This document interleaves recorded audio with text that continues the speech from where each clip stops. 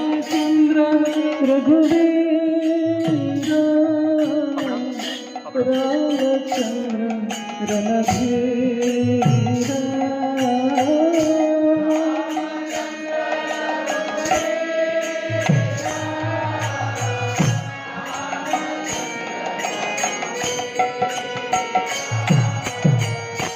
रामचंद्र रघुवीर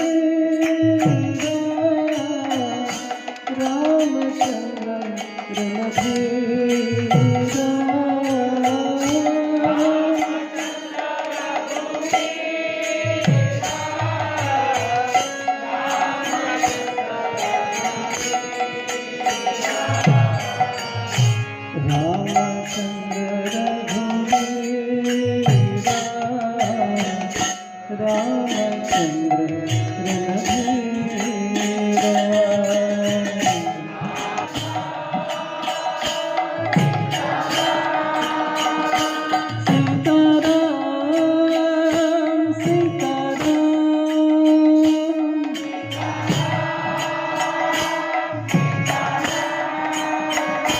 सीताराम सीताराम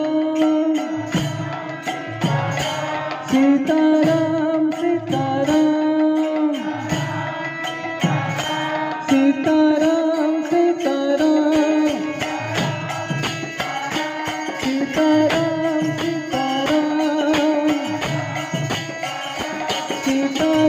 राम राम सीताराम राम राम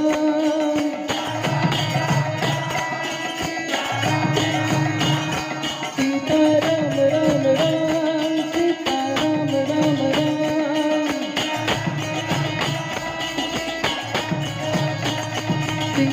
सीताराम सीताराम सीताराम सीताराम सीताराम राम राम सीताराम राम राम सीताराम राम राम सीताराम राम राम सीताराम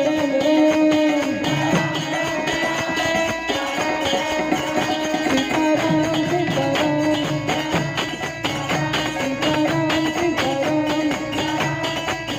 सीताराम सीताराम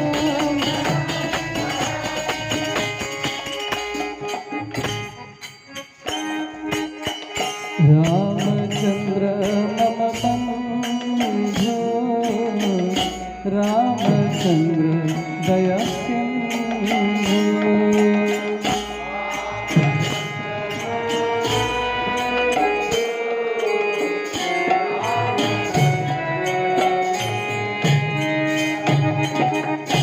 रामचंद्र मम बंधु रामचंद्र दया सिंधु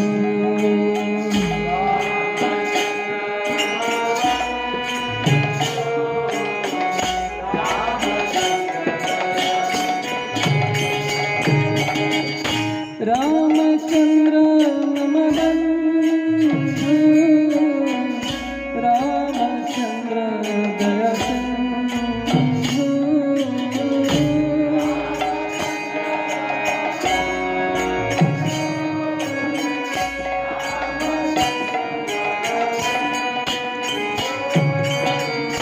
रामचंद्र मम बंधु रामचंद्र दया सिंधु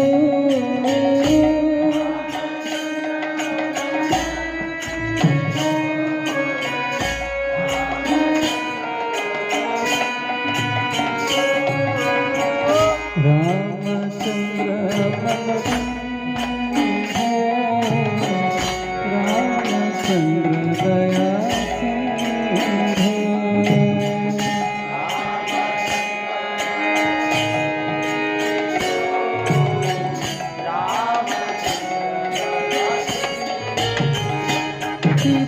सीताराम सीताराम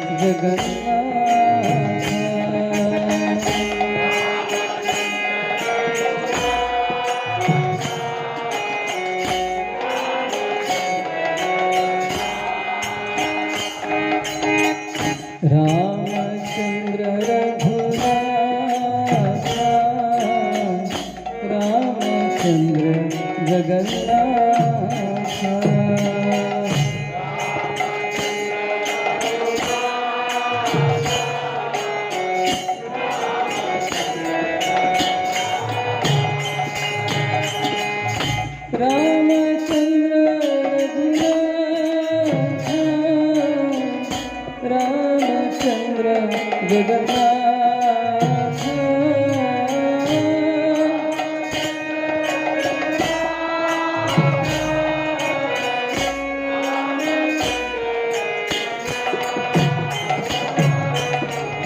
रामचंद्र रघुनाथ रामचंद्र जगन्नाथ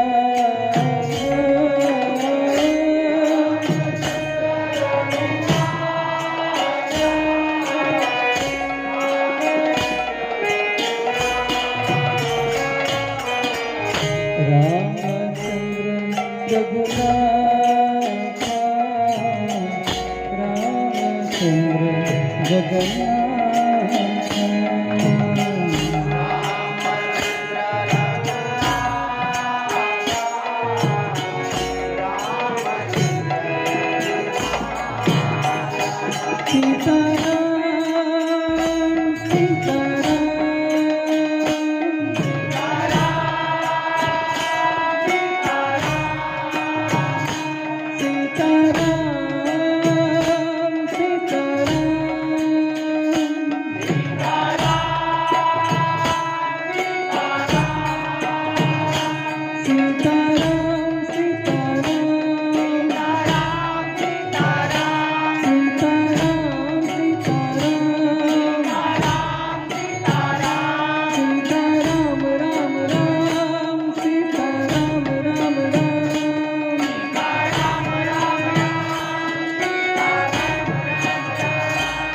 सीताराम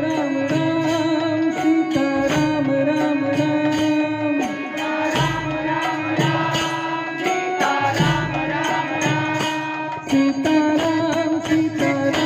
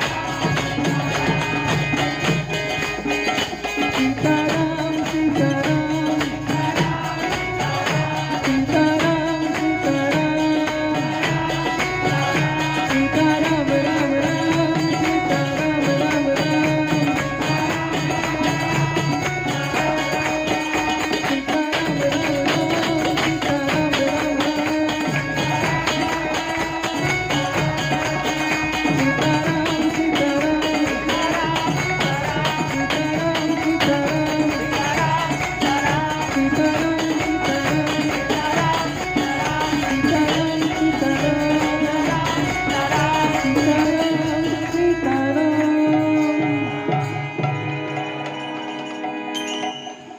सियावर रामचंद्र भगवान की, सीताराम लक्ष्मण हनुमान की।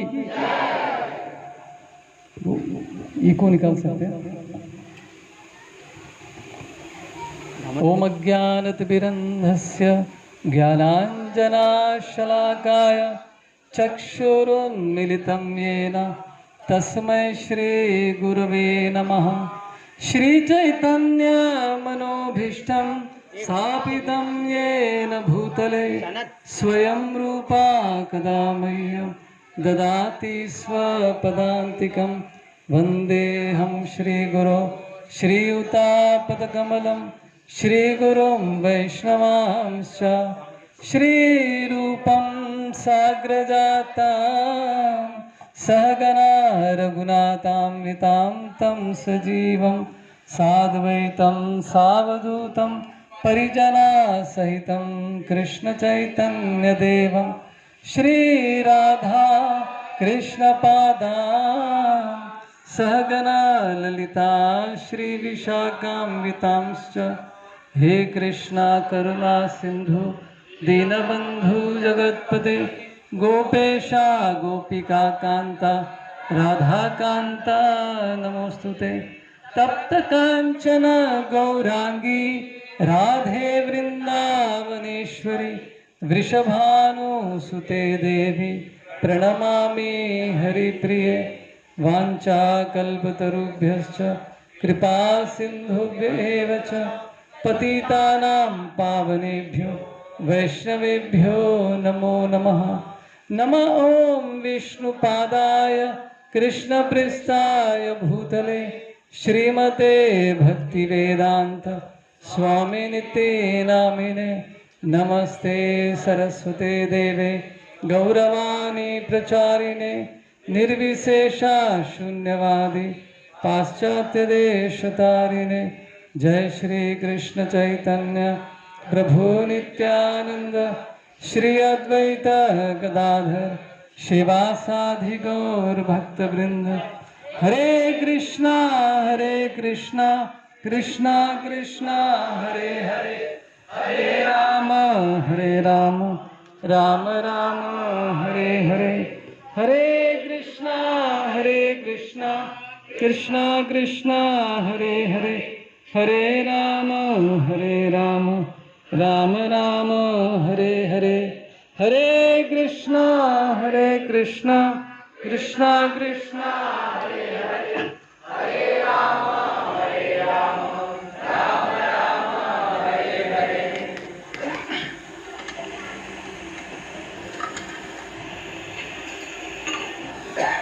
मूकं करोति वाचालं पंगुं लंघयते गिरिं यत्कृपातमहं वन्दे श्रीगुरुं दीनतारिणं परमानन्दमाधवं श्रीचैतन्य ईश्वरम्।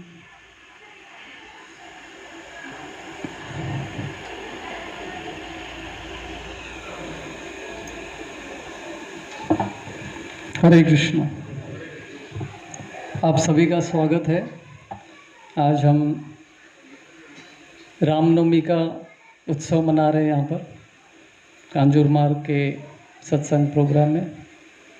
अभी कल ही भक्त लोग वृंदावन यात्रा से आए हैं, थके हुए हैं, काफ़ी भक्त आए थे वृंदावन, तो अभी भी बहुत सारा थकावट रहेगा, खास करके जिन्होंने गोवर्धन परिक्रमा किया है चलते हुए।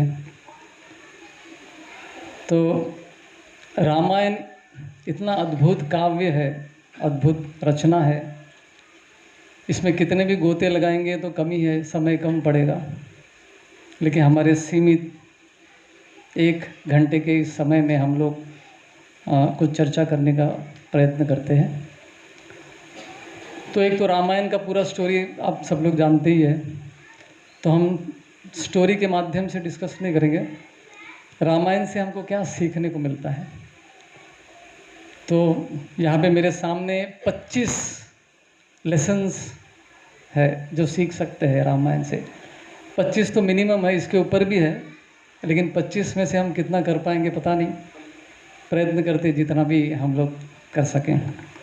तो चाणक्य पंडित कहते हैं, प्रातः द्यूत प्रसंग, मध्याह्ने स्त्री प्रसंग, रात्रे चौर प्रसंग, और कालो गच्छन्ति धीमताम। तो बुद्धिमान व्यक्ति, चाणक्य पंडित कहते हैं कि बुद्धिमान व्यक्ति अपना दिन पूरा कैसे बिताता है। तो सवेरे का समय पे वो किस में बिताता है? द्यूत प्रसंग। द्यूत प्रसंग मतलब द्यूत क्रीड़ा का वर्णन कहाँ पे आता है? महाभारत। तो सवेरे सवेरे महाभारत पढ़ना चाहिए, चाणक्य पंडित बोलते हैं। मध्याह्न स्त्री प्रसंग, दोपहर के टाइम पे कौन सा प्रसंग हमको पढ़ना है? रामायण, स्त्री, मदर सीता के बारे में चर्चा है। रात्रे चौर प्रसंग, चोर कौन है? माखन चोर, कृष्ण की बाल्य लीलाएं खास करके इतनी मधुर होती है। तो मधुर बाल्य लीला सुनते सुनते सोना है। प्रभुपाद जी भी यही कहते हैं कि रात में गरम गरम दूध 1 गिलास भर के पीना है और कृष्ण बुक में से एक स्टोरी पढ़ के सो जाना है। ताकि सपने में कृष्ण आए, नहीं तो जो भी हम वीडियो देखेंगे वही सपने में आएगा, राइट। तो इस तरह से चाणक्य पंडित कहते हैं। तो हम लोग अभी मध्याह्न का समय तो चला गया, रात्रि का समय है, लेकिन फिर भी हम लोग स्त्री प्रसंग रामायण के बारे में चर्चा करेंगे। सबसे पहला लेसन हम लोग देखते हैं पावर ऑफ बैड एसोसिएशन। दुस्संग का जो ये होता है, रिजल्ट होता है दुस्संग, गलत संग से हम क्या होता है प्रॉब्लम।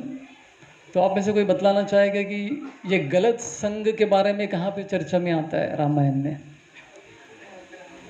स्टोरी आप सबको पता है ना, मंथरा। तो मंथरा कैकेयी जो है सबसे अधिक कृष्ण रामचंद्र जी से प्रेम करती है, यहाँ तक कि कौशल्या से भी अधिक प्रेम कैकेयी करती थी। उसका उदाहरण है जब सीताराम शादी करके अयोध्या आते हैं और कैकेयी के आशीर्वाद लेने के लिए कैकेयी के महल में जाते हैं। कनक महल कहते हैं, कैकेयी का महल का नाम है कनक महल। तो कनक महल में जाते हैं और कैकेयी का आशीर्वाद प्राप्त करते हैं। फिर इमीडिएटली कैकेयी क्या करती है, अपने बैग में से कनक महल का चाबी सीता को दे देती, बोलते कि ये आज से महल तुम्हारा। तो इतना वो प्रेम करती थी सीता और राम से, भरत से भी अधिक प्रेम वो राम जी से करती थी। लेकिन ऐसी कैकेयी को क्या हो गया अचानक, तो दुस्संग, मंथरा ने उनके कान भरे। तो मंथरा के आने से पहले, जब एक दिन पहले रात में घोषणा की गई कि रामचंद्र को राजा बनाने वाले, राज्याभिषेक करने वाले अगले दिन, तो ये सुनकर खबर सब अयोध्यावासी प्रसन्न हो जाते, कुछ लोगों को छोड़ के। उसमें कौन कौन है? नहीं, सीता। सीता मैया थोड़ा दुखी हो जाती है। वो सोचती है कि अगर राम जी राजा बन जाएंगे तो चारों तरफ उनके मिनिस्टर घेरे रहेंगे, मुझे तो समय ही नहीं देंगे, तो मेरा क्या होगा, तो मेरे साथ समय बिताएंगे ही नहीं। तो सीता मैया और राम जी, ये दोनों का जो जन्म हुआ है उसके पीछे एक कारण है। राम जी का अवतार के पीछे एक कारण क्या है? सीता मैया मतलब लक्ष्मी देवी एकांत सेवा करना चाहती थी राम जी की। जब लक्ष्मी देवी विष्णु के चरणों को मसाज करती थी, राइट, सेवा करती थी, पाद सेवनम, तो उस समय पे लक्ष्मी जी के मन में विचार आया कि अरे कोई प्राइवेसी नहीं है लाइफ में, अकेले में मैं इनकी सेवा करना चाहती हूँ, लेकिन देखो कितना प्रॉब्लम है, अनंत शेष 1000 राइट फन के साथ और कितने 2000 आंखों के साथ मुझे घूरे जा रहा है। अकेले में मेरे मुझे सेवा करनी है, लेकिन कुछ है ही नहीं।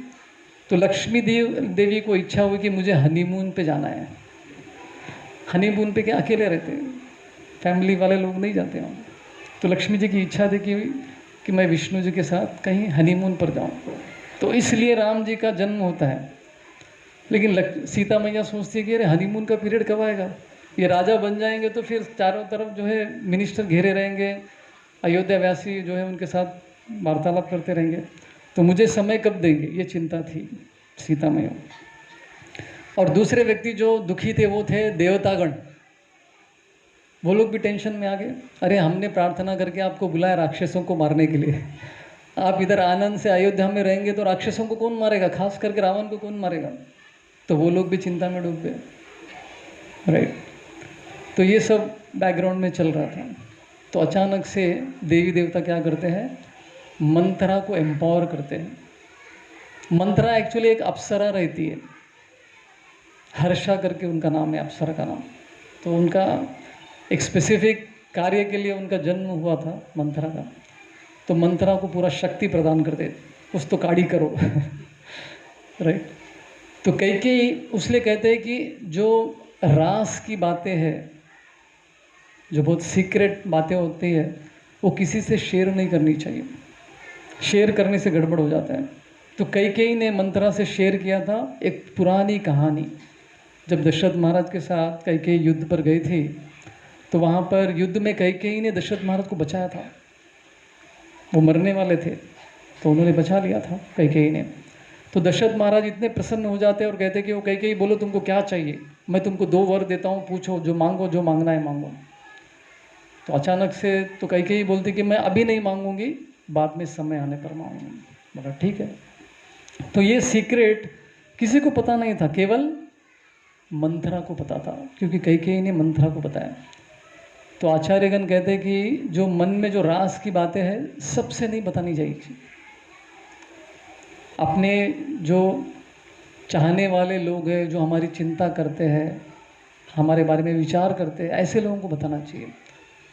रूप गोस्वामी जी भी कहते हैं उपदेशामृत में, ददाति प्रतिगृह्णाति गुह्यमख्याति पृच्छति भुंक्ते भोजयते चैव षड्विधा प्रीति लक्षणम।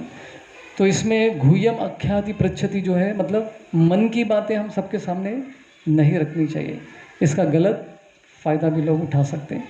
तो मंत्रा ने यही किया, मंत्रा ने जो है कई के मन को दूषित कर दिया। बहुत सारे उसने अलग अलग प्रकार की चीज़ें बताई कि देखो भरत को तुम्हारा राजा बनना चाहिए, राम क्यों बनना चाहिए, भरत कितना काबिल है, ये सब बातें बता रही थी। फिर भी कई को कुछ नहीं हुआ, डिस्टर्ब नहीं हुई। लेकिन मंत्रा ने एक कुछ ऐसा बात बता दिया जिससे कई हिल गई। आप बताना चाहेंगे मंत्रा ऐसा क्या बोलती है जिससे कई बदल गई थी? यस। जो पटरानी बनेगी और कई उसकी दास बनेगी। हाँ, तो जब मंत्रा कई को बताती है, देखो राम अगर राजा बन जाएंगे तो क्या होगा, कौशल्या राजमाता बन जाएगी। अभी दशरथ महाराज आपसे ज़्यादा प्रेम करते हैं, लेकिन जैसे ही राम राजा बन जाएंगे, कौशल्या राजमाता बन जाएगी, तो दशरथ महाराज ज़्यादा समय कौशल्या के साथ बिताएंगे। तो ये सुनते ही झटका लगता है। अभी तक जो जितने बता रहे थे वो सब वेस्ट गया, लेकिन ये बात जो है उसको लग जाता है और बोलते कि यस आप जो कह रही बराबर है, तो मेरे साथ समय नहीं बिताएंगे। तो डर गई वो, तो उसने फिर वो 2 वर जो है मांग लेती है। तो ये है पहला लेसन कि अपने मन की बात सबके सामने नहीं रखनी चाहिए। ऐसे लोगों के सामने ही मन की बात को व्यक्त करना चाहिए जो आपकी मदद कर सके, जो आपके बारे में चिंता करते हैं। तो ऐसे लोगों से ही हम अपना मन शेयर कर सकते हैं, ये पहला चीज़ है। और दूसरा है सेवा के प्रति हमारा आसक्ति होना चाहिए।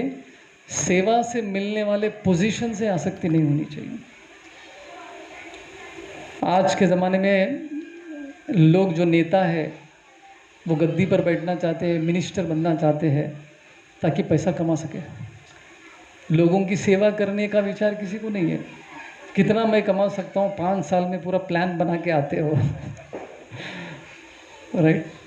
तो लेकिन राम जी को जब एक दिन पहले बताया गया कि आपका राज्याभिषेक होने वाला है, तो राम जी तस्से मस नहीं, उनको कुछ भी चीज़ विचलित नहीं करती है, चाहे वो अच्छी खबर हो या बुरी खबर हो। तो वो शांत थे, ठीक है आप राजा बना रहे हैं, मेरे को कोई प्रॉब्लम नहीं, मैं राजा बन के सेवा करने के लिए रेडी हूँ। फिर अगले दिन जब राम जी को कई बोलती है कि तुमको वन में जाना है, तो उस समय भी तस्से मस नहीं हुए, राम जी को कोई फ़र्क ही नहीं पड़ा, ठीक है मैं वन में जाके लोगों की सेवा करूँगा। तो किसी भी परिस्थिति में जो है वो सेवा करने के लिए तत्पर थे, चाहे पोजीशन मिले या पोजीशन ना मिले। तो सेवा के प्रति आसक्ति होनी चाहिए। सेवा से जो फैसिलिटीज़ मिलती है उसके प्रति आसक्ति नहीं होनी चाहिए। तो एक इम्पोर्टेंट हम लोग दूसरा लेसन जो, और आगे जाके ये भरत महाराज का भी कहानी आता है। भरत महाराज भी जब उनको राम जी वन में मिलते हैं तो राम जी कहते कि नहीं आपको राज्य संभालना है। तो उस समय भी भरत महाराज ऐसे राजा थे जिनको कुर्सी से कोई आसक्ति नहीं थी, लेकिन सेवा कर रहे थे। उन्होंने सिंहासन पे क्या रखा था, राम जी के पादुके, और वो रखकर उन्होंने राज्य चलाया। देखो उनको फैसिलिटीज़ कुछ नहीं चाहिए थी। और भरत महाराज ने क्या किया, कहाँ पे रहते थे वो, नंदी ग्राम में एक झोपड़ी में रहते थे राजा, विचार कीजिए। तो उन्होंने कोई भी फैसिलिटीज़ नहीं ली, राजा के जो भी फैसिलिटीज़ मिलती थी वो कुछ भी नहीं लिया, केवल सेवा करते रहे राम जी की तरफ से, राइट। ये है दूसरा लेसन। तो सेवा करते रहेंगे तो पोजीशन भी मिलेगा, ठीक है मिला तो मिला, नहीं तो नहीं मिला, क्या प्रॉब्लम है। सबसे बड़ा पोजीशन क्या है, भक्तों के लिए सबसे बड़ा पोजीशन क्या है? गोपी भरतूर पदकमलयोर दास दास दास अनुदास, ये सबसे बड़ा पोजीशन है। लेकिन दुर्भाग्यवश लोगों को बॉस बॉस बॉस अनुबॉस बनना है, दास किसी को भी नहीं बनना है। लेकिन आध्यात्मिक जगत में, स्पिरिचुअल वर्ल्ड में सबसे बड़ा पोजीशन यही है, भक्तों के दासों के दासों के दास। तो ये पोजीशन गर्व करने लायक है भक्तों के लिए, बाकी सब पोजीशन तो जाने वाली है। खाली हाथ आए हैं, खाली हाथ जाएंगे। अलेक्जेंडर मरने से पहले उसने अपने मिनिस्टर्स को बोला कि मेरे हाथ जो है इस तरह से छोड़ देना, जब मुझे दफनाएंगे तो हाथ खुले छोड़ देना। मैं दुनिया को संकेत देना चाहता हूँ कि देखो मैं खाली हाथ आया हूँ, खाली हाथ जा रहा हूँ। मैंने इतने राज्य प्राप्त किए लेकिन एक भी मेरे साथ नहीं आ रहा है। तो सब छूटने वाली है, एक ही चीज़ है जो नहीं छूटती है, वो है भक्ति। जो दासानुदास के भाव में हम लोग भक्ति करते हैं वही हमारे साथ आगे आती है। ये दूसरा लेसन था। पहला लेसन याद है किसी को? दुस्संग जो है बहुत ही डेंजरस होता है, अपना मन किसी के सामने भी नहीं व्यक्त करना चाहिए। और दूसरा, सेवा के प्रति आसक्ति होनी चाहिए, लेकिन सेवा से मिलने वाले फैसिलिटीज पोजीशन के प्रति नहीं। तीसरा है, mission of life should be to vanquish the demoniac tendencies in our heart. जीवन का उद्देश्य क्या होना चाहिए? जो अपने हृदय में पाप करने वाली प्रवृत्ति है उसको नष्ट करना है। पाप तो नष्ट करना बहुत आसान है, जो हमने पहले बहुत सारे पाप किए उसको नष्ट करना तो बहुत इजी है। गंगा में डुबकी मारो, खत्म, सब पाप मिट जाएंगे आपके। पुराना खाता रद्द हो जाएगा। लेकिन बाहर आने के बाद नया खाता खोल देते हैं हम लोग, फिर स्नान करने के बाद फिर से वही जिंदगी। जीवन में कोई परिवर्तन नहीं आया। लेकिन भक्ति इतना पावरफुल है कि ये पाप करने वाली प्रवृत्ति भी मिट जाती है, फिर से पाप करने की इच्छा भी नहीं होती। इतना शक्ति है भक्ति में, राइट। तो ज्ञान, अष्टांग, ये दोनों से पाप नष्ट हो सकते, लेकिन पाप करने वाली शक्ति जो प्रवृत्ति वो कभी नष्ट नहीं होती। लेकिन केवल भक्ति से ही ये संभव है। तो राम जी जो है बहुत सारे राक्षसों को मारने के लिए उनका अवतार हुआ था, और एक कारण उनका ये भी है राम जी का अवतार क्यों हुआ। एक तो मैंने बताया कि हनीमून पे जाना था उनको लक्ष्मी जी के साथ, सीता मैया के साथ। तो राम जी आए राक्षसों को मारने के लिए। तो उसी तरह से हमारा उद्देश्य क्या होना चाहिए? हृदय में बैठे वो राक्षसों को नष्ट करना है जड़ से, वो इम्पोर्टेंट है, और केवल भक्ति से ही संभव है।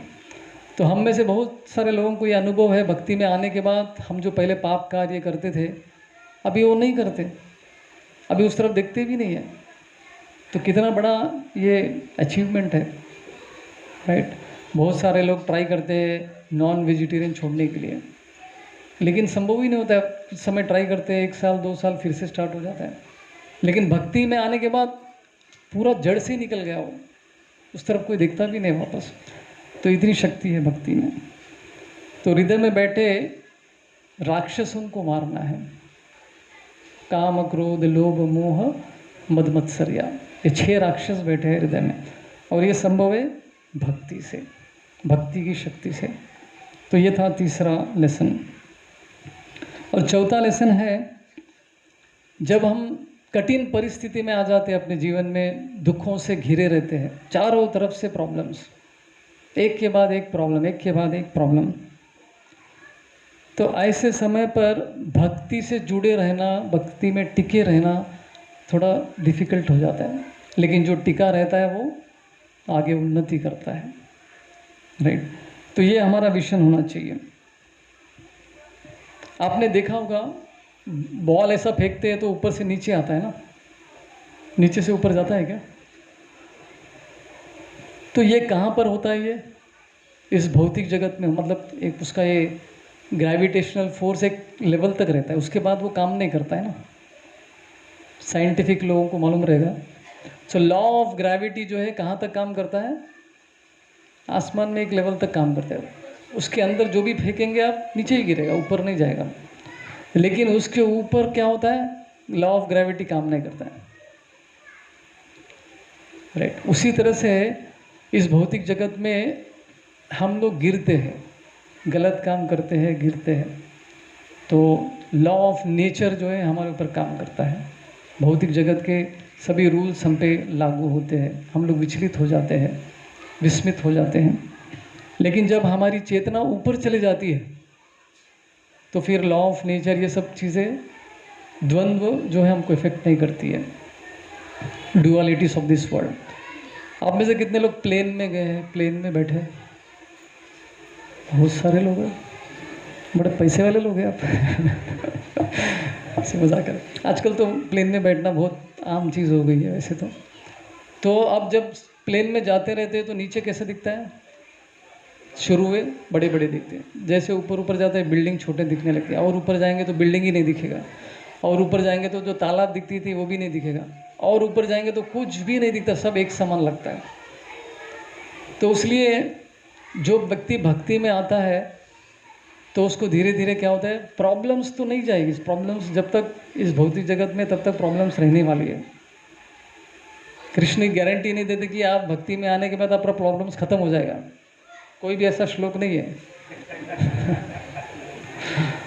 जबकि वृंदावन में सभी व्रजवासी सुखी थे कृष्ण आने से पहले, कोई प्रॉब्लम नहीं था। जैसे ही कृष्ण है राक्षस आने लगे, तो ये गारंटी नहीं है कृष्ण अपने जीवन में आने के बाद प्रॉब्लम जाने वाली, कोई गारंटी नहीं है। कृष्ण आने के बाद उल्टा सब लोग टेंशन में आ गए कृष्ण को बचाने के चक्कर में।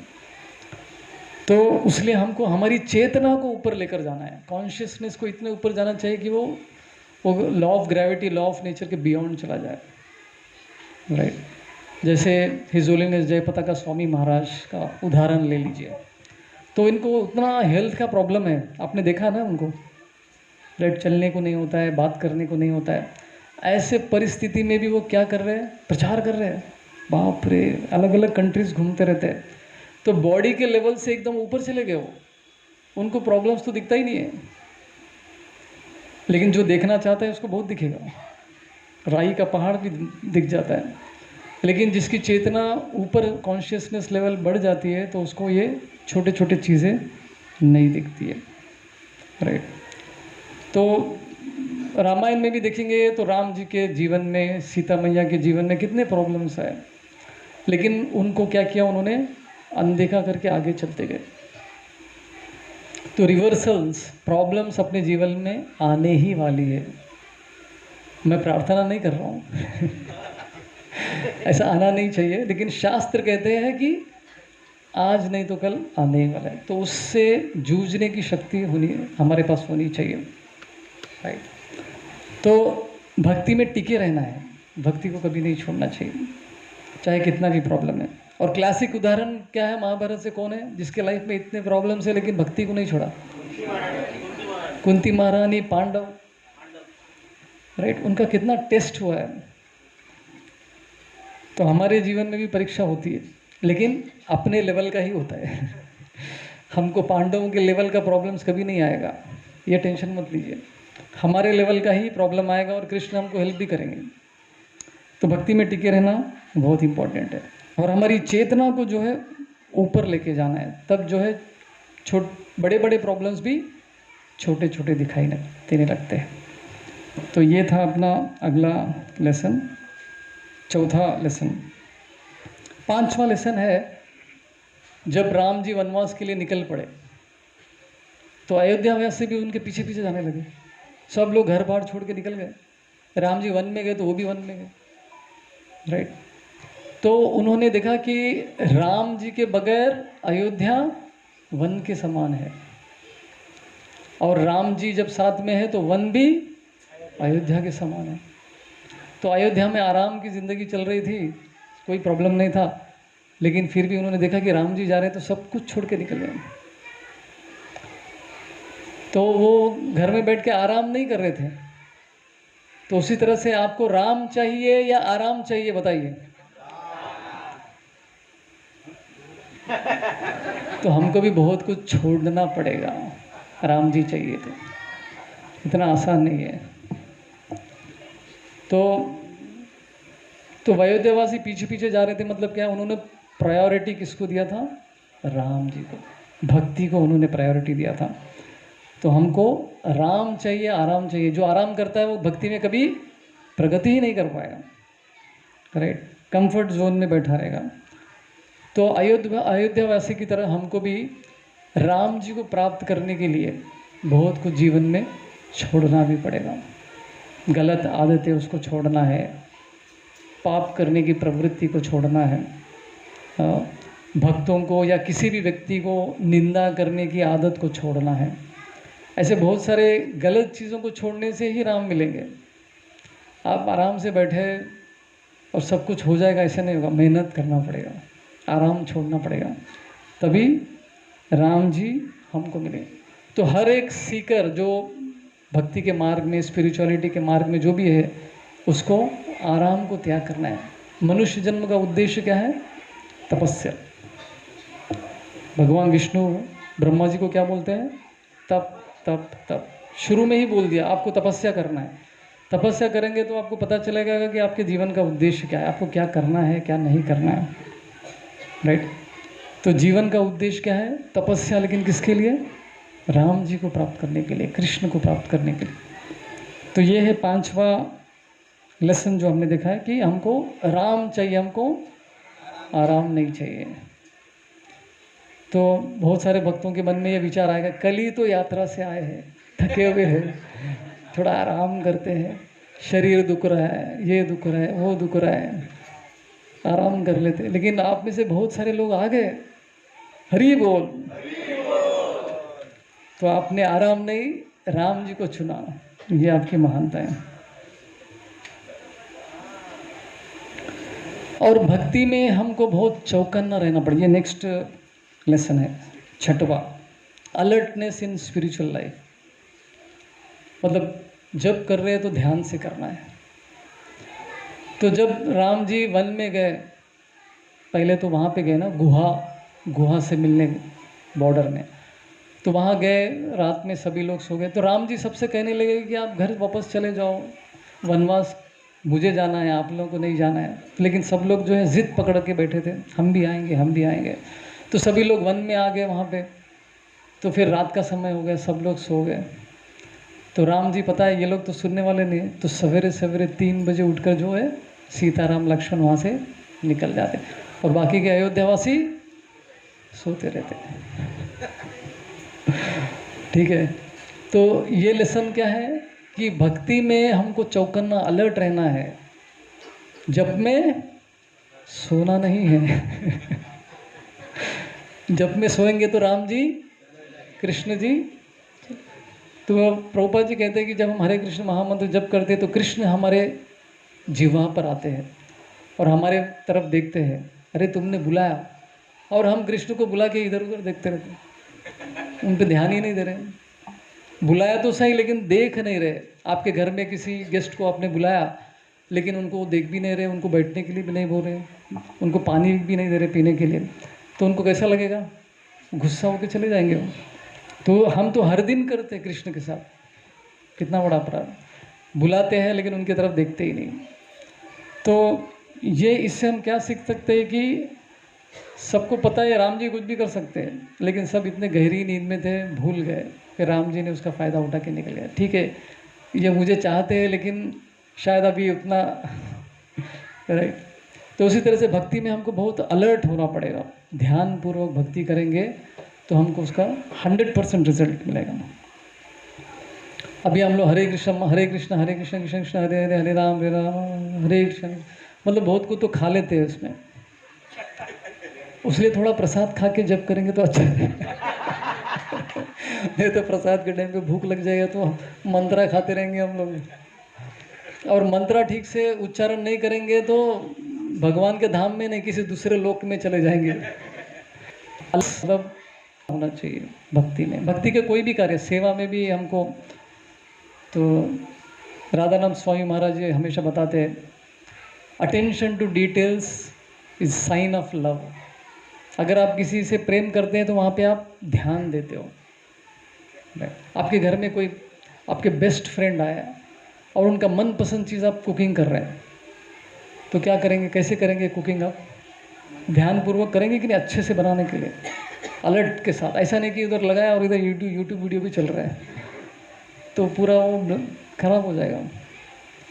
तो जिसको हम प्रेम करते हैं वहाँ पे हम क्या करते हैं, ध्यान भी लगाते हैं, अटेंशन बढ़ाते हैं। तो उसी तरह से अगर कृष्ण चाहे, राम जी चाहिए, तो भक्ति में हमको अटेंशन की ज़रूरत है। गौरांग प्रभु हमेशा बोलते हैं, attentive dealings lead to attentive chanting, attentive chanting lead to attentive dealings. ये जब में अटेंशन लाने के लिए हमको क्या करना पड़ेगा, दूसरे लोगों के साथ व्यवहार भी अच्छा होना चाहिए। उनके प्रति जो हमारा डीलिंग्स है, व्यवहार है, वो भी ध्यानपूर्वक होना चाहिए। वहाँ पे गड़बड़ हो गया तो उसका असर कहाँ पे होगा, आपके जप में भी होगा। जप में वही याद आएगा, अरे उसने मुझे ऐसा कैसा बोल दिया, उसने मुझे गुस्से से क्यों देखा, उसने मेरे बारे में दूसरों को ऐसा गलत क्यों बताया। तो जब मन में यही चल रहा है तो अटेंशन कहाँ आएगा, जप में नहीं। तो लोगों के साथ व्यवहार भी ध्यानपूर्वक रहेगा तो जप भी ध्यानपूर्वक होगा, जब ध्यानपूर्वक होगा तो व्यवहार भी ध्यानपूर्वक होगा। तो ये छठवां लेसन है। Seventh, sometimes saintly persons might cause pain to others, not to hurt them but benefit them.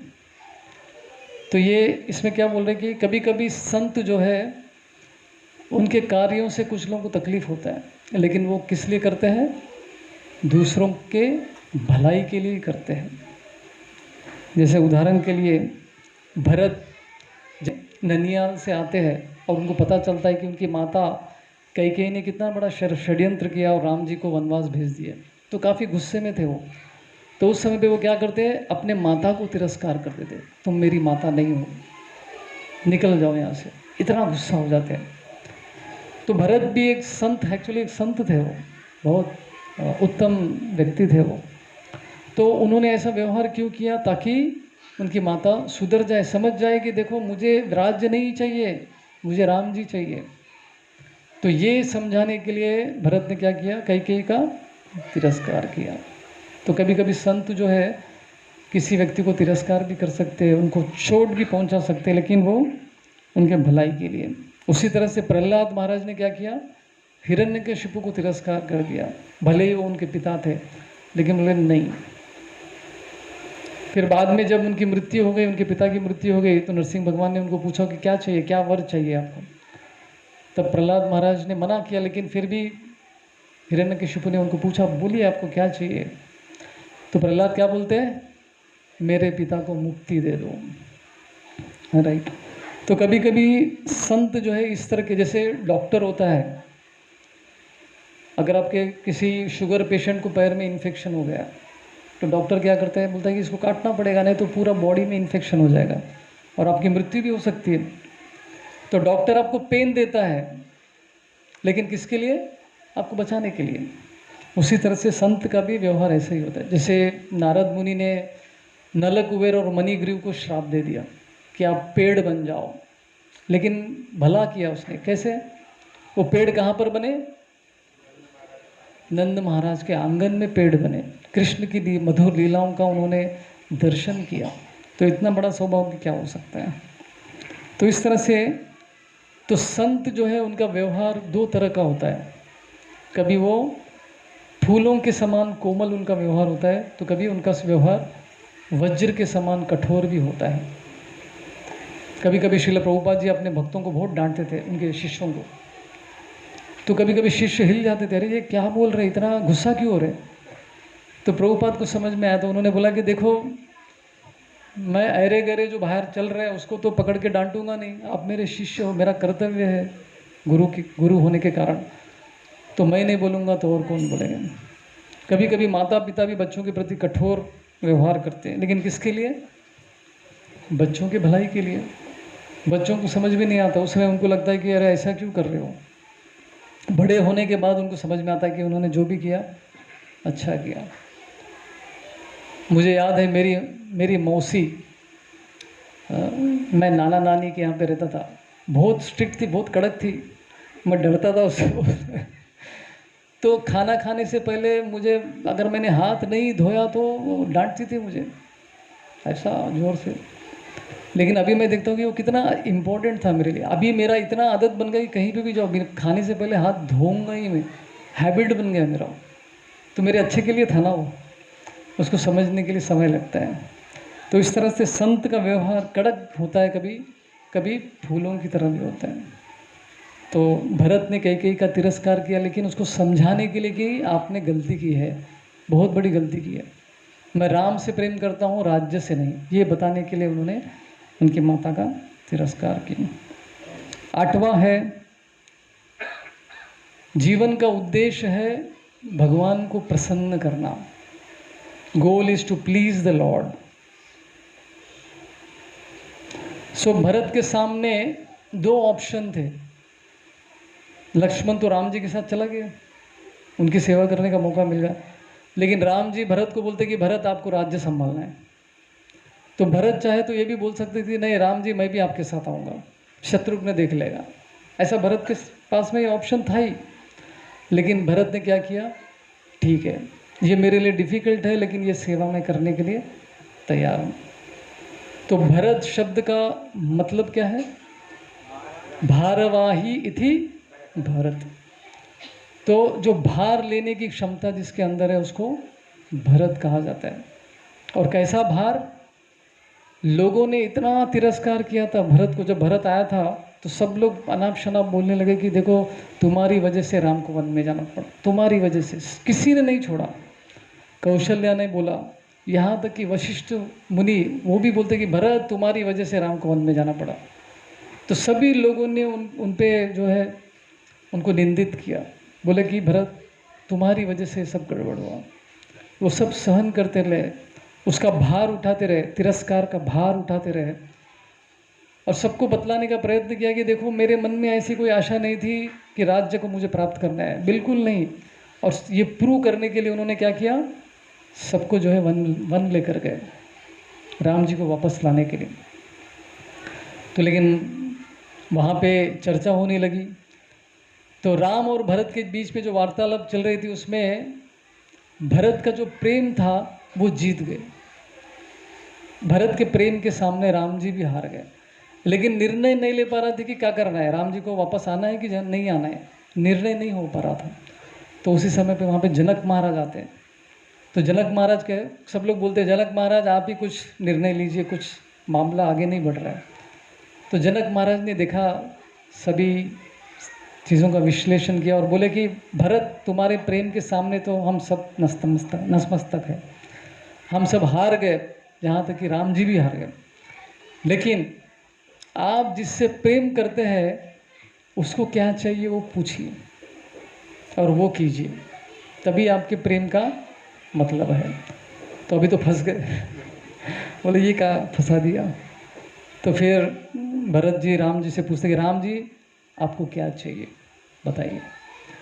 तो राम जी ने बोला देखो मैं वापस आऊँगा, लेकिन तब तक मुझे बहुत सारे कार्य करने हैं, धर्म की स्थापना करनी है, तो मुझे वन में जाने दीजिए। पिताजी का ये इच्छा था दशरथ महाराज का, तो मुझे उसको पालन तो करना ही है। रघुकुल रीत सदा चली आए, प्राण जाए पर वचन न जाए। तो मेरे पिताजी का वचन मैं कैसे तोड़ सकता हूँ, तो मुझे तो जाना ही है। तो इस तरह से राम जी जो है अपना हृदय की बात व्यक्त करते भरत के सामने। तो भरत को एक्सेप्ट करना पड़ा, राइट। तो कभी महल में बैठ के सेवा करने को मिलेगा, कभी नहीं मिलेगा। तो सेवा करने की इच्छा होनी चाहिए। तो भरत के लिए ये बहुत बड़ा भार था, लेकिन इस भार को उन्होंने प्रेम से स्वीकार किया, ठीक है मैं सेवा करूँगा।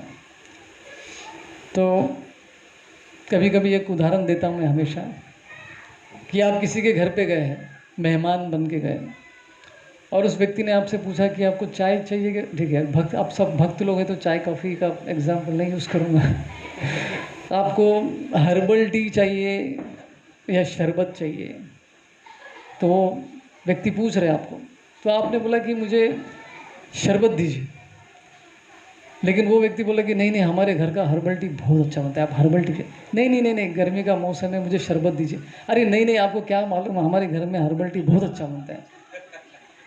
तो ये आदमी बोला तो ऑप्शन दिया क्यों था फिर? पहले चाय देते थे सामने, आपने ऑप्शन पूछा इसलिए मैंने शरबत मांगा। तो बहुत बार ये होता है कि हम अपने मन की बात करना चाहते हैं, लेकिन हम कभी पूछते नहीं कृष्ण आपको क्या चाहिए, आपको क्या करने से प्रसन्नता होगी। तो ये उद्देश्य होना चाहिए। बहुत बार हमको अच्छा लगता है तो हम करते हैं, लेकिन गुरु को अच्छा लगता है क्या, भगवान को अच्छा लगता है क्या, ये भी जानना आवश्यक है। So goal is to please the lord. और 9th लेसन है, लॉर्ड इज द प्रोपरेटर। सबका मालिक एक है। सुना होगा आप लोगों ने, सर्वलोक महेश्वरम, संस्कृत का ट्रांसलेशन है ये। तो पूरी सृष्टि के जो मालिक है वो कौन है? भगवान है। तो हमारे पास जो भी है वस्तु है वो किसका है? भगवान का है। हम कौन है? उसके केयर टेकर है, हमको उसका ध्यान रखना है। माता पिता है, जब उनके घर में संतान का जन्म होता है, बेटा या बेटी, तो बेटा या बेटी किसकी धरोहर है? भगवान का धरोहर है। तो भगवान के बिहाफ से हमको बच्चे प्राप्त हुए, उनकी देखभाल करना हमारा कर्तव्य है। हम क्या सोचते हैं ये मेरा प्रॉपर्टी है राइट। एक बार राधानाथ स्वामी महाराज पुणे में किसी भक्त के घर में गए, तो उनके घर में गए, घर में जाने के बाद उनसे प्रश्न किया किसका घर है। अभी देखिए, उनके घर में जाके उनको प्रश्न कर रहे कि किसका घर है। तो उन्होंने वो समझ गए महाराज का क्या मीनिंग था प्रश्न का। तो उन्होंने बोला कि ये कृष्ण का घर है और मैं इस घर की देखभाल कर रहे हैं। तो हमारे जीवन में जो भी वस्तुएं हैं, जो भी प्रॉपर्टी, जो भी सब कुछ क्या है? कृष्ण का है। हम उनकी देखभाल कर रहे हैं, उसको कृष्ण की सेवा में लगाने का प्रयत्न कर रहे हैं। ये भाव के साथ हमको भक्ति करनी है। तो जिस तरह से भरत ने भी की थी, भरत ने क्या किया? ये राज्य राम जी का है, उनके बिहाफ से मुझे राज्य को चलाना है। तो उसने क्या किया? सिंहासन पे राम जी के पादुके लगाए, ये दिखाने के लिए कि मेरा कुछ लेना देना नहीं, ये राम जी का है, प्रॉपर्टी है। तो ये भरत जी ने ये उदाहरण स्थापित किया राइट। अगर हमारे नेता भी ऐसा कुछ कर सके आज के ज़माने में तो देश का भला हो जाएगा राइट। ये पब्लिक प्रॉपर्टी है, पब्लिक ने हमको मंत्री बनाया है, मिनिस्टर बनाया, उनकी सेवा करना ही हमारे जीवन का उद्देश्य है। काश ऐसा हो जाए। गीता में भी कृष्ण क्या कहते हैं? भोक्ताराम यज्ञ तपसाम सर्वलोक महेश्वरम सुहृदम सर्वभूतानाम ज्ञात्वा माम शांति मृच्छति। तो जो भी है इस दुनिया में सब कुछ, यहाँ तक कि कृष्ण भगवद गीता के 10वें अध्याय में क्या बोलते हैं? हमारे पास जो बुद्धि है वो भी कौन है? कृष्ण का दिया हुआ है। हम उधार की जिंदगी बिता रहे हैं। हमारे पास जो भी है सब कुछ भगवान का दिया हुआ है, लेकिन हम लोग इसके ऊपर घमंड करते कि जो मेरे पास ये है वो है।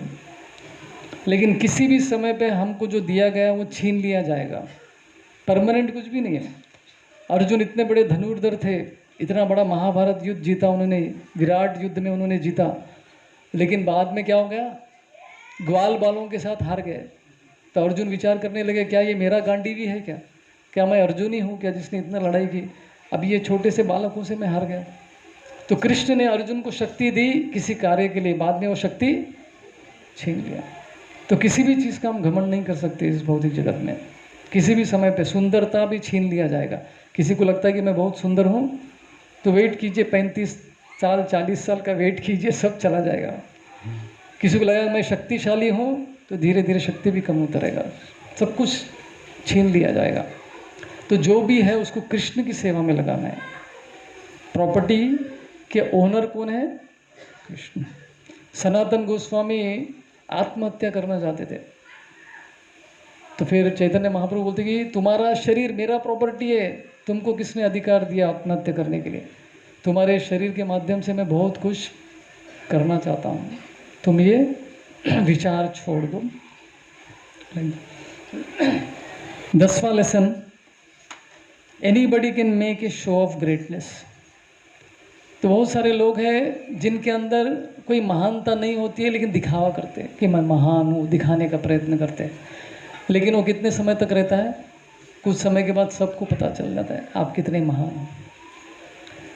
तो शूर्पणखा जब राम लक्ष्मण सीता के सामने आती है, ये दिखाती है कि मैं देखो कितनी सुंदर हूँ, राम जी मैं आपसे विवाह करना चाहती हूँ, आपसे एंजॉय करना चाहती हूँ, राइट।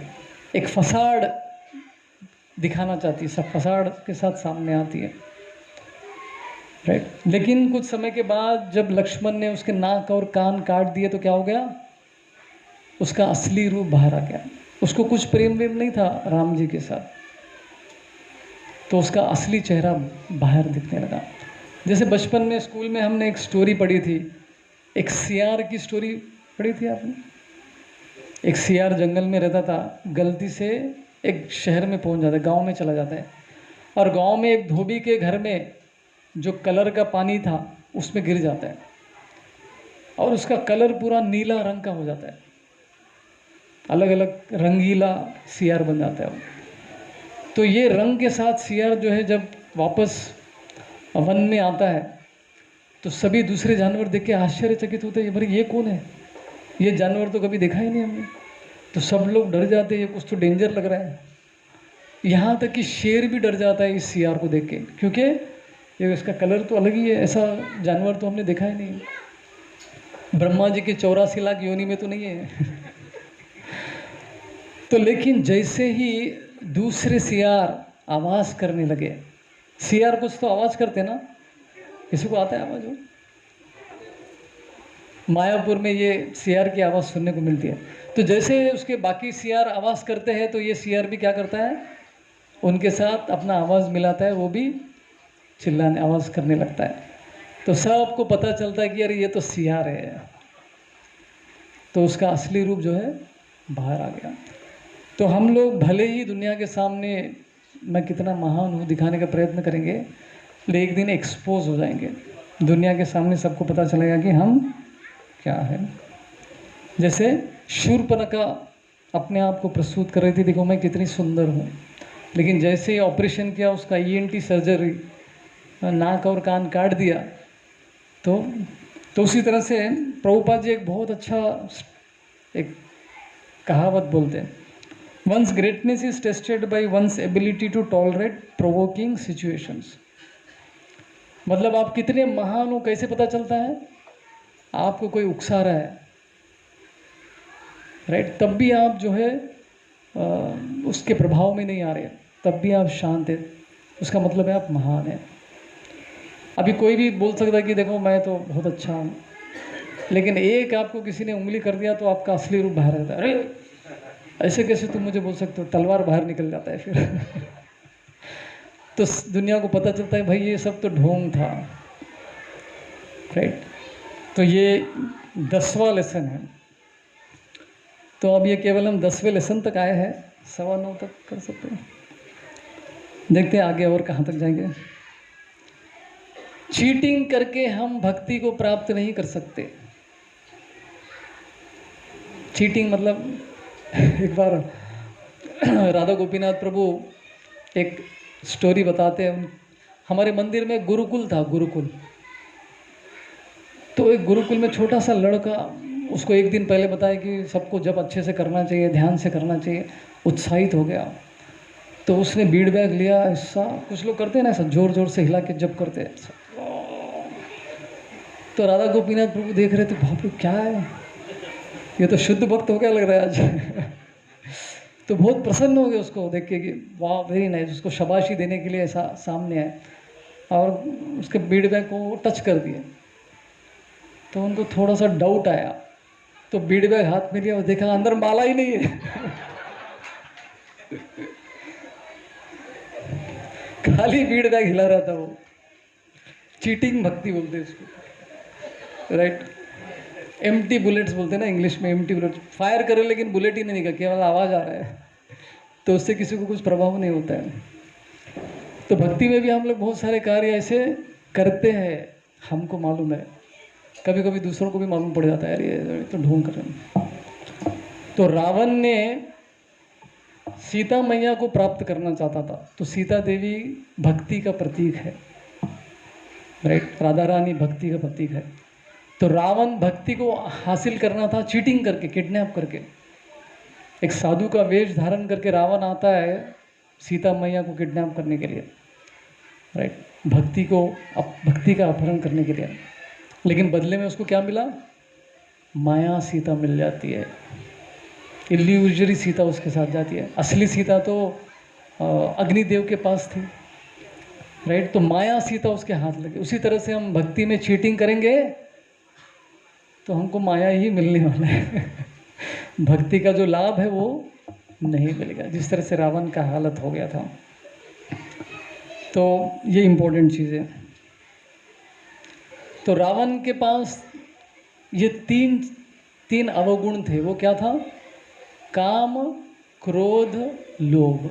तीनों के तीनों भर भर के थे उसके अंदर। काम, कोई भी स्त्री दिखी बस किडनैप करने का, उठा के लेके आए, यही काम चलता था। मतलब भर भर के काम था, गुस्सा तो पूछो मत। और लोभ, उसकी इतनी पटरानियाँ थी लेकिन फिर भी उसको सीता चाहिए था। लोभ, दिल मांगे मोर, जो है उसमें खुश नहीं है, और चाहिए और चाहिए। तो काम, क्रोध, लोभ, ये तीनों उसके अंदर भर भर के थे। तो भगवत गीता में कृष्ण क्या कहते हैं? ये तीनों आर गेट टू हेल, ये नरक के द्वार जो है खोल देते हैं। ये तीन चीज़ें, काम, क्रोध और, इसलिए उसके गेट खुल गए थे नरक के तो रावण की मृत्यु हो गई थी। तो भक्ति में कभी हम चीटिंग से भगवान को प्राप्त नहीं कर पाते। चीटिंग करेंगे तो कृष्णा सबसे बड़े चीटर है। गीता के 10वें अध्याय में बोलते हैं, कुछ लोग याद नहीं आ रहा है। तो गैम्बलिंग में I am the greatest gambler, right. तो कृष्ण को कोई चीट नहीं कर सकता। अपने दुर्योधन के मामा का नाम क्या है? शकुनी। तो शकुनी बहुत चीटिंग करने के लिए ट्राई कर रहा था, लेकिन कृष्ण के सामने, कृष्ण के चीटिंग के सामने उसका कुछ भी नहीं चला, राइट। कृष्णा चीट करना चाहते तो अच्छों को चीट कर सकते हैं। तो bhakti can not be achieved by deception. वो हमारा 11वां ये लेसन था। अभी बहुत सारे हैं, अभी ये सब नहीं बोलूँगा, मैं एक लास्ट बताऊँगा जो बहुत इम्पोर्टेंट है। तो इसमें सबसे इम्पोर्टेंट हमारे श्री संप्रदाय के आचार्य कहते हैं कि सीता मैया जो है उनकी तुलना एक जीव से की है, हम सब से, जीवात्मा के साथ सीता मैया की तुलना की गई है। जब सीता मैया वो गोल्डन हिरन को देखती है, सोने का हिरन देखती है, तो वो आसक्त हो जाती है उसके प्रति कि मुझे चाहिए, मुझे चाहिए। छोटे बच्चे बोलते हैं ना, ये खिलौना देख के मुझे ये खिलौना चाहिए, ये खिलौना चाहिए, रोने लगते हैं। तो सीता मैया भी ऐसे ही करने लगी, रोने नहीं लगी, लेकिन वो इतना जिद करने लगी कि मुझे अयोध्या लेकर जाना है ये हिरन को, प्लीज़ कुछ कीजिए, लेकर आइए उसको। लक्ष्मण बोलते कि नहीं, ये तो मायावी लग रहा है, ऐसा हिरन तो होता ही नहीं है। ब्रह्मा जी के 84 लाख योनियों में गोल्डन हिरन कभी सुना नहीं है। तो बोला ये संभव नहीं, ये कोई मायावी राक्षस है जो हमको परेशान करने आया। लक्ष्मण जी बोलते हैं पहले ही, राम जी भी बोलते हैं, लेकिन फिर भी सीता मैया नहीं सुनती। तो राम जी बोलते ठीक है, भी क्या करेंगे। कभी कभी छोटे बच्चे हैं, टेबल फैन में उंगली करते हैं, पिताजी बोलते अरे उंगली मत डाल, कट जाएगा। नहीं, मैं डालूंगा। फिर से उंगली डालते हैं, अरे मत डाल, कट जाएगा। अभी पिताजी क्या करते हैं, अभी कभी कभी experience is the best teacher. अनुभव से कुछ लोग सीखते, मार खा के सीखते हैं। तो पिताजी क्या करते हैं, स्विच ऑफ करते फैन। तो फैन धीरे से चलने लगता है। तो अभी बोलते अभी उंगली डालो बेटे को बोलते उंगली डालो। अभी उंगली डालता है तो ऐसा लग जाता है, ज़्यादा जोर से चोट नहीं लगती, लेकिन चोट लगती है। उसको समझ में आता है कि उंगली डालने से मार लगता है, दर्द होता है। तो कभी कभी भगवान भी क्या करते हैं, हमको बताते हैं कि ये मत कर, ये गलत है। भगवत गीता के माध्यम से बताते हैं ये मत करो, लेकिन हम उंगली डालना ही चाहते हैं, फंसना चाहते हैं, गलत काम करना ही चाहते हैं। तो कृष्ण बोलते हैं ठीक है। उसलिए बहुत सारे लोग प्रश्न करते हैं कि ये इस भौतिक जगत में जो पाप हो रहे वो भी भगवान की वजह से हो रहे क्या? आप कहते हैं कि भगवान की मर्जी के बगैर एक पत्ता भी नहीं हिलता है, मतलब जो पाप कार्य हो रहे वो भी भगवान की मर्जी से हो रहा है। तो इसका जवाब ये है, यस भगवान उसको सैंक्शन कर रहे हैं, लेकिन जिद कौन कर रहा है?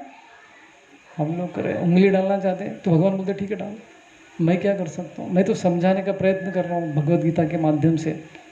लेकिन समझ नहीं रहे। तो सीता मैया के जिद के सामने राम जी बोलते कि ठीक है, ये मार खा के ही सीखने वाली है, तो वो हिरन के पीछे पीछे चले जाते हैं। लेकिन जब हम इस भौतिक जगत के विषय वस्तुओं के पीछे भागने लगते हैं तो क्या होता है, भगवान से बिछड़ जाते हैं हम लोग। जैसे सीता मैया राम जी से अलग हो गई है, बिछड़ गई है।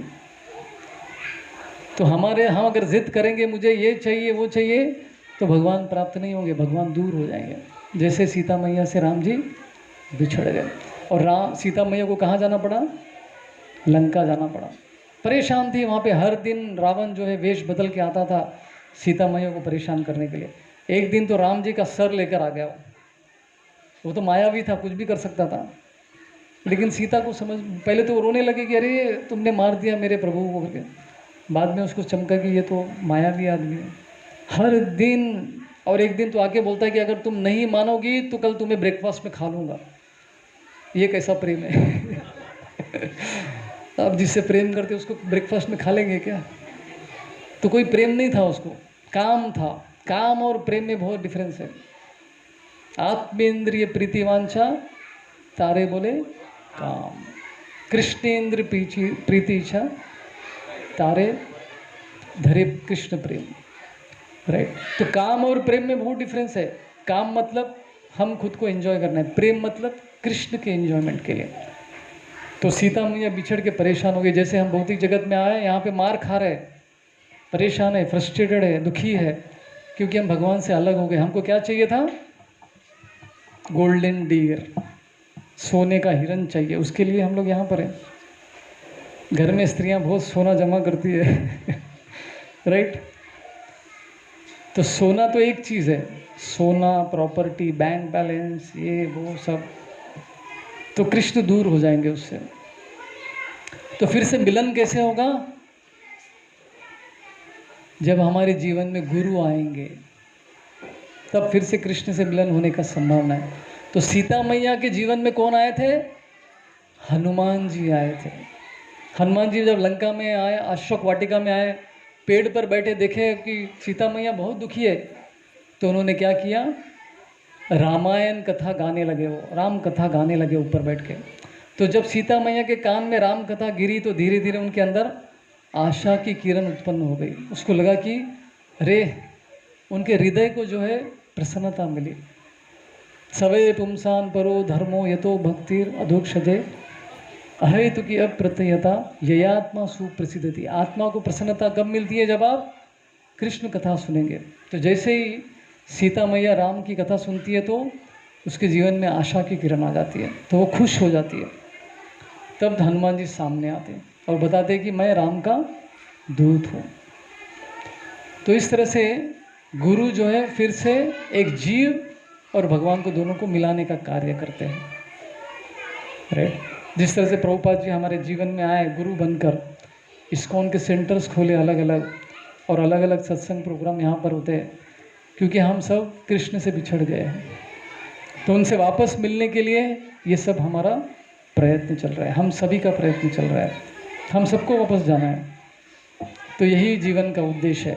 तो राम कथा से, रामायण से हम ये एक इम्पोर्टेंट लेसन सीखने को मिलता है कि भगवान का कथा श्रवण, कीर्तन, स्मरण के माध्यम से हम फिर से भगवान से मिलन होगा हमारा। हरे कृष्णा। सीताराम लक्ष्मण हनुमान की, श्री राम नवमी महामहोत्सव की।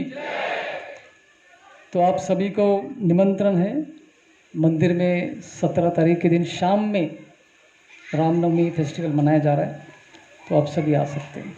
हरे कृष्णा। किसी को कोई प्रश्न है, एक प्रश्न है तो ले सकता हूँ, नहीं तो हम लोग कीर्तन करेंगे। उसके बाद सबके लिए फीस्ट प्रसाद।